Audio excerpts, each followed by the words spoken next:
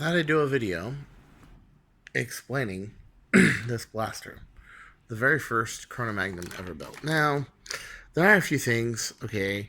Cartaya's not really into big paint. He's not really into big accessories. He's not really into stuff like that. He's more into where does it count. Now, you have to build a CronoMagnum a little different than a Kronos pistol. Let me explain why. Well, first off, it's Stefan. What does that mean? Well, you got a 72cc plunger tube in there. What does that mean? It means your barrel's got to be really freaking long. Here, look at that. Yeah, that's about 11 and a half inches. On the later models, I make them about just over 12. And what happens is it uses all that air in this plunger tube to throw it really fast. Now, this is a really powerful blaster. I would say you're talking about bird of prey ranges. Maybe not as fast as a Type A, which a Type A is with an 18.5 is just going tremendously far, which it will be a later video. But it's going pretty good. Pretty good power, pretty good ranges. Okay? But you have to kind of build it differently than a Kronos. Let me explain. You need a longer barrel. If you're going to make any use of the high speed, you really do need a scope. The normal sights with this wide groove in the back and the narrow groove in the front, it's a little hard to zero. It's a little hard to zero. Also, as you know, you don't really need a speed loader because you're using katana mags. Yeah, to load it. I am surprised on the rate of fire. The rate of fire is amazing. This has got an 18.5 turf. A lot of people with Kronos blasters that don't have speed hooks, they're trying to throw K25s in there, which actually a K25 is not a bad choice because it has a lot of pre-compression rather than K26s. But can I make a suggestion? C882 Century Spring. That's right. 1.8 gauge, 7/8 spring. Very good spring to use. Okay. Now, a lot of people ask me about this speed hook. Okay, Chris, why do you use a speed hook? Why not use an SGG? Sure, I can use an SGG. You got plenty of room for an SGG on this thing. Oh, sure.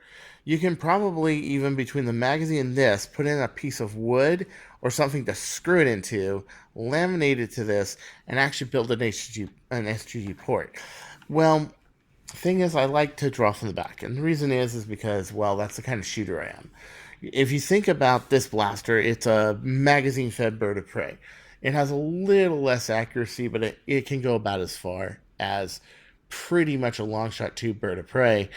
And as anyone's ever seen one in battle, that's pretty rad. Although the Type A is pretty powerful, it's pretty fast. It's about as fast as my long shot.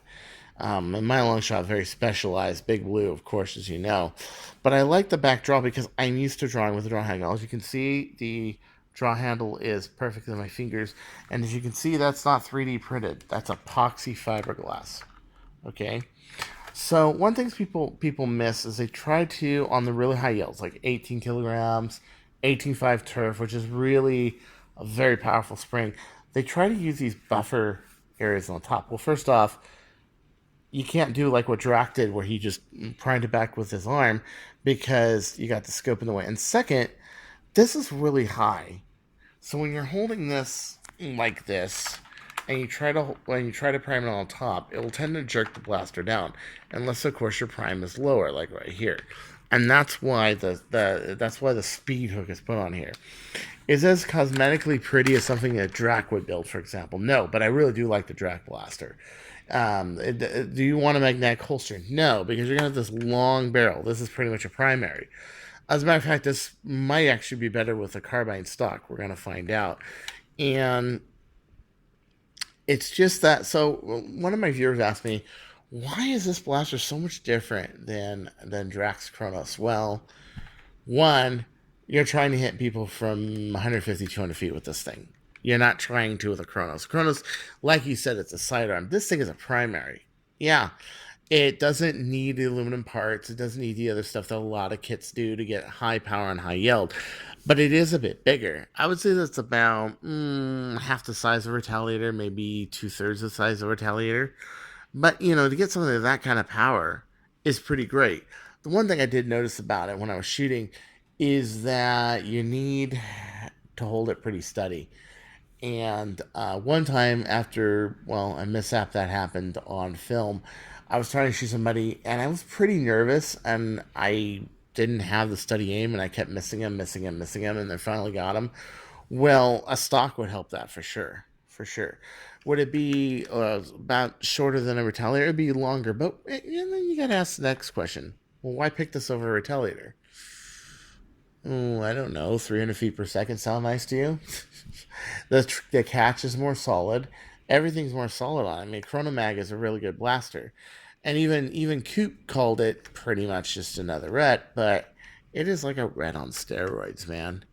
And not only that, it is not bound to the limits of the barrel. It is not bound to the limits of stock, the plunger tube, the plunger rod and trigger catch are not. First off, it's huge. You don't have to cut this thing open to put in a bigger tube, and also, good luck getting to 300 feet per second with a GD red. Yeah, good luck. I have not met anybody who's done it consistently yet. Okay, I've consistently pulled 230, 240 with red. Okay, I've consistently done it with Red October, but the Kronos is, oh yeah, it's great. So really, and I do mod Kronos blasters as rival blasters too. The thing is, however, is that, well, I like this as a Stefan shooter. I really do. Modded Stock Wars. Next one you're going to see twin 18 kilogram Deadpool Kronos blasters, which have the tabs trimmed and everything else. I mean, once you understand the blaster's philosophy, it's pretty easy. But in all essence, you know, yeah, you're talking about the difference between a sidearm and pretty much a primary. And what makes it so is, one, okay, you got big spring guide in here. You got scope, you got barrel, a lot of anodized aluminum. It makes it a primary. It is a heavier blaster, man. I mean, it is. So at that point, you can't really holster it or anything like that. Now, anybody who's interested in a sidearm and a really good one should look at my Mauser fire. Unfortunately, it's not commercially produced, but it is great. It's really, you pull it out, you point it, you fire it. It pretty much hits anything you want. Plus, it also has an excellent rate of fire as well, but it's more in the 160, 170 feet per second range. Now, this is a sharp fire with a magazine. So a Kronos can pull some pretty excellent power and pretty excellent ranges. A few gripes about the Kronos, though. Let me say what they are. Okay, one, it is made for a rival. This means that there is a lot of space up here that is unnecessary. Like in my blaster, I would design this barrel right here would be the top of the blaster. It would be like right here instead of way up here. And so it does make it a little bulky. Two, you have a lot of space over here and over here that's very underutilized. Okay, the tube's big, so you need it wide back here. But over here, it's a bit boxy. Yeah. So if you think about it, it is a little too big for Stefan. And the other thing is, you can't put a jam door up here because your plunger tube ends right here. So your breech is right here and your barrel is right here. It means that it's inappropriate placed for a jam door. Now, this doesn't bother me, of course. I'm used to the jet blasters having jam doors and just basically engineering the blasters so they don't jam. Big Blue, though I have that doesn't have a jam door. No, not at all. Why? Because one, it's a metal alpha kit, and two, it just doesn't jam. Unless I got a bad dart, it doesn't jam. And then I can just pretty much just open it up and pull out the dart from the inside of it during the game. Or if I really get in trouble, I can just throw a piece of 7/16 brass through it and, push it out of there. But usually in a case of a jam, as you saw in the war where I was, Bird of Prey and Mauser Fire versus Caliburn, I had a blaster failure with this very blaster. And I just put it down and use my other blasters. What I usually do when I play is I'm usually carrying about 2 or 3 blasters, sometimes even 4 on me at any one time. Anyone fails me, especially on a new model, I can just put it on a table, play with something else. And as you can see, I do pretty good. Okay. So I'm a big proponent of backup blasters for that reason. And as you can see, it says right there, Prophecy Killer slash worker. You can see the slash worker right there. Oh yeah, do I mean that? Every fucking bit. Yeah, it is a prophecy killer. By far a prophecy killer. Is it a CEDA killer? No. Let me tell you why it's not a CEDA killer. Okay? I'll give you a good, because there are classes of blasters. Modded stock, lower velocity, stuff that's a little more versatile and playable. And some people don't need that kind of speed. You know how long it's been since I've seen even like a Nick War? And the only reason we're seeing Nick Wars right now, hopefully we'll continue the trend, but the only reason we're seeing Nick Wars right now is because it's right before Armageddon. Well, it's something that you want to play in more everyday wars, more everyday battles, more everyday stuff. You need something that's a little lower power, has a shotgun grip, unlike this, has able to be taken apart, and you can just put in a new spring in there.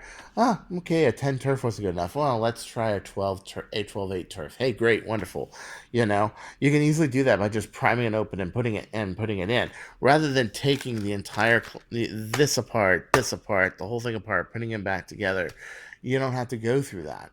I think Mavis did it in what, a minute 30 seconds over Jet. She did it in a minute 30 seconds. That's pretty impressive. I'm sure somebody like me or Alex can do it in a minute. Okay, that's one thing.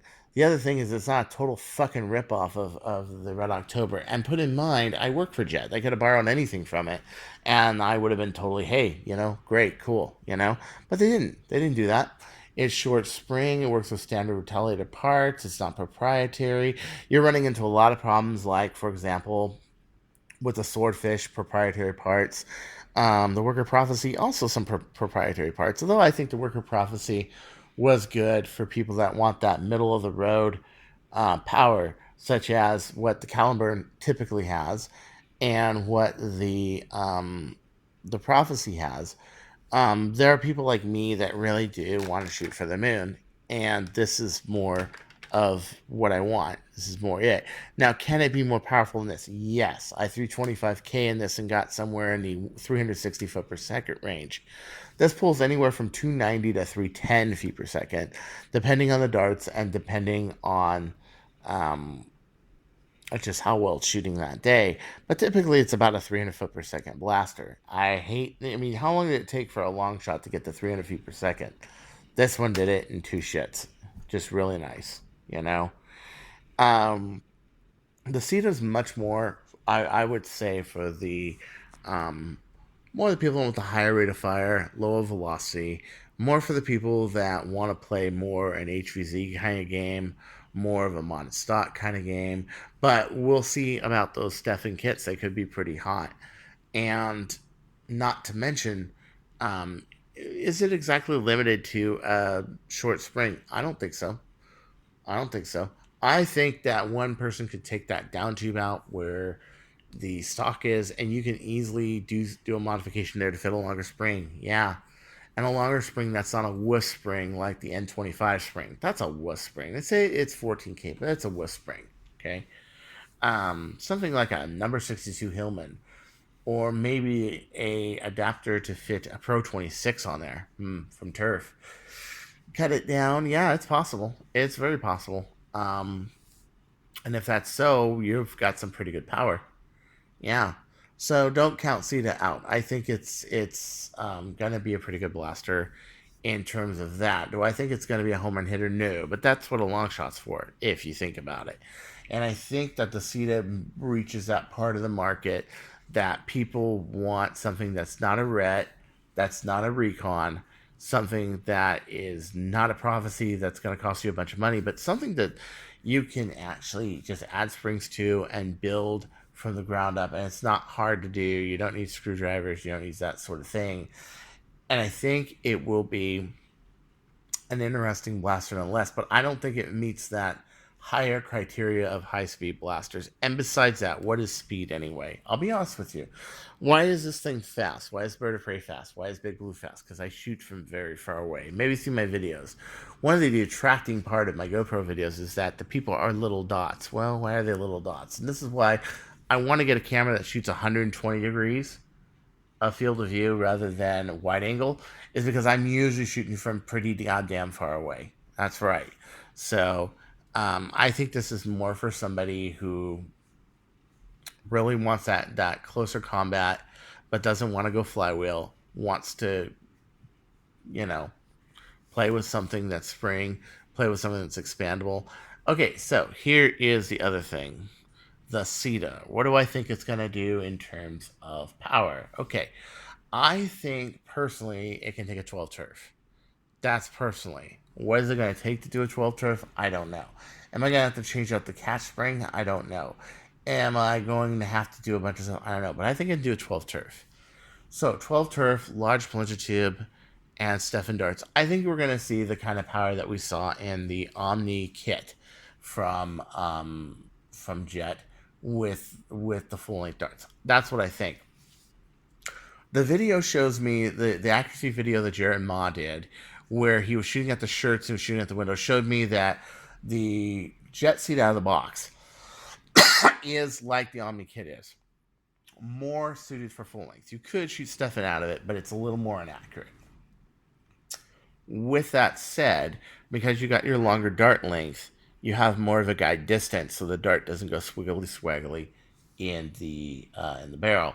And I think that contributes to it being a little more accurate with the longer darts, as where the seal kits, of course, more accurate and higher velocity with less drag with the shorter darts, because the Jet Omni kit, and I know this from seeing Alan working on it and doing a little testing on it, but it was mainly Alan's project.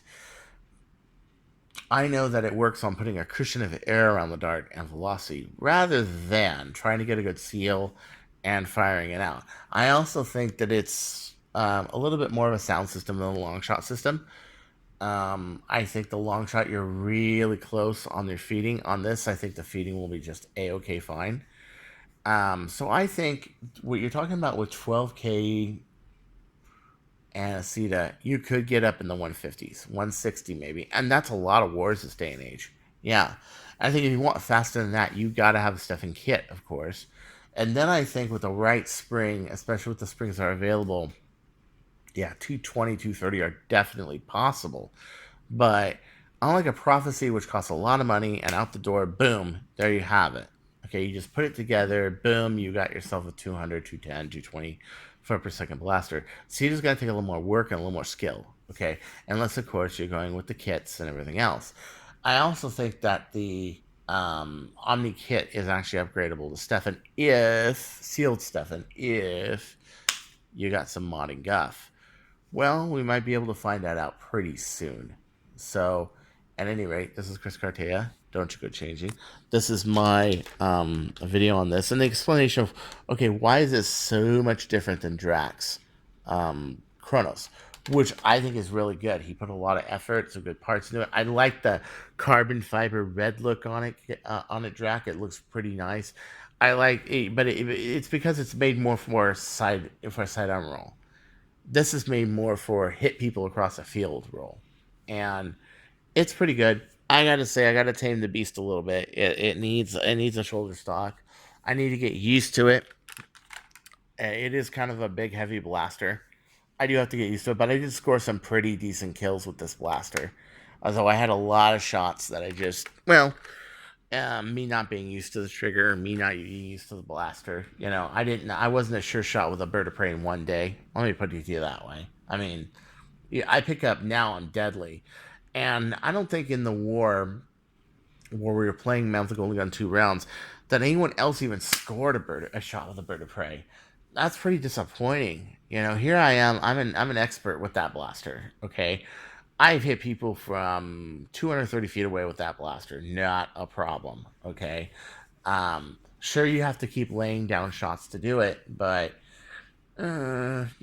it's like I'm pretty crazy. I've had as high as 12-to-1 kill ratios, 15-to-1 kill ratios.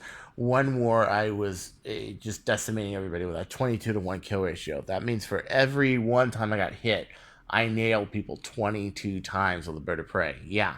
So that's what I mean. You can stand far back. You have accuracy. You have a lot more stability. You have more control of your dart loading, and you don't have the crushed darts. This makes it so it's a far more effective blaster for long range, which is why I say, you know, if you're gonna go long range, go coupler all the way.